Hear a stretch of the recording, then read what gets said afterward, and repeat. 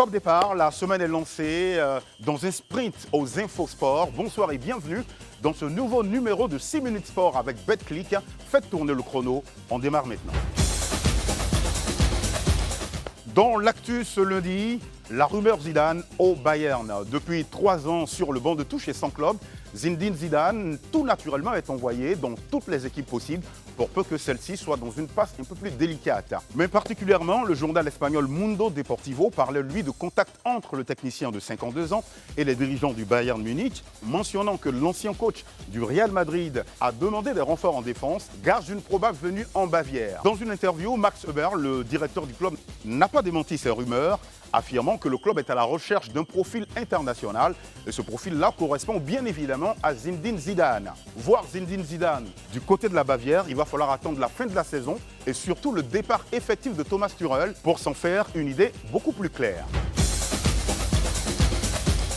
Dans l'actu toujours, Emers Faé a réaménagé son staff technique. Dans une interview au journal de la Fédération ivoirienne de football, le sélectionneur ivoirien Emers Faé a annoncé la liste de son staff technique avec quelques réaménagements. Ainsi, Guy Demel reste son tout premier adjoint, quand Guaméné Alain, lui, sera en charge de l'encadrement des gardiens, entraînés eux-mêmes par Gérard Nianouan. Samir Anba, lui, s'occupera de la préparation physique. Il remplace au poste Quadio Félix, qui lui retourne à ses premières préoccupations, soit à la SEC Mimosa.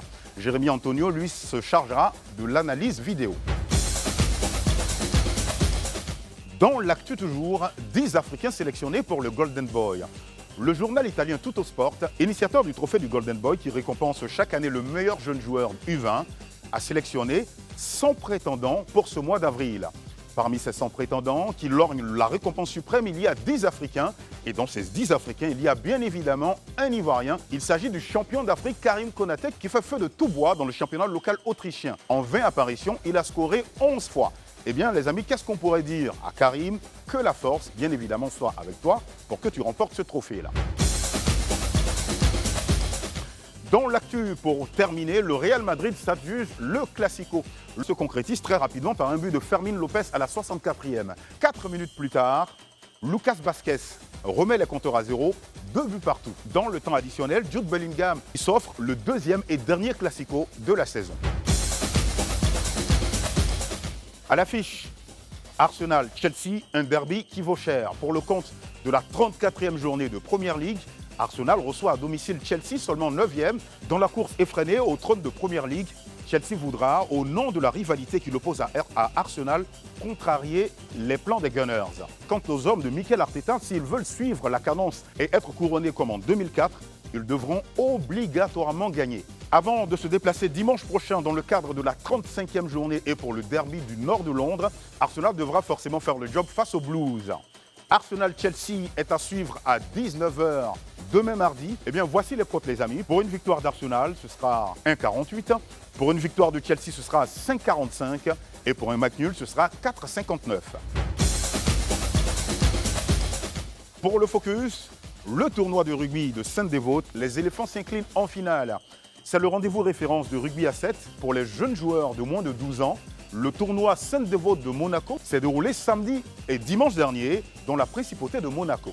24 équipes de 21 pays ont tenté de décrocher le Graal, mais au finish, une seule équipe a eu le dernier mot.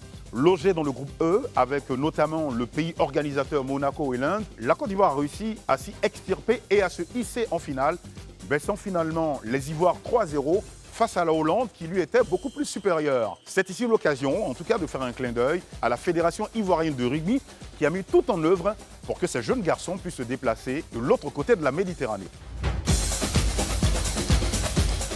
Dans l'Expresso, Armand Duplantis, l'homme des records. Décidément, Armand Duplantis est lui toujours au perché. Cette fois-ci, il culmine à 6,24 m du sol, cela en seulement un seul essai, avec encore une marche possible. À 3 mois et quelques jours de JO, où il sera très certainement une des têtes de gondole, c'est à se demander jusqu'où ira Armand Duplantis. En se hissant à 6,24 m, Armand Duplantis a encore fait progresser son propre record lors du meeting de diamant de chez Amen. Nous en sommes à la 8e fois où Mondo fait tomber le record du monde depuis 2020, détenu par le Français Renaud de la Villenie. Sans nul doute, Armand Duplantis est l'homme des records. Merci de votre fidélité. On marque une petite pause de 3 jours pour nous retrouver vendredi. D'ici là, n'oubliez pas de garder le rythme. Salut!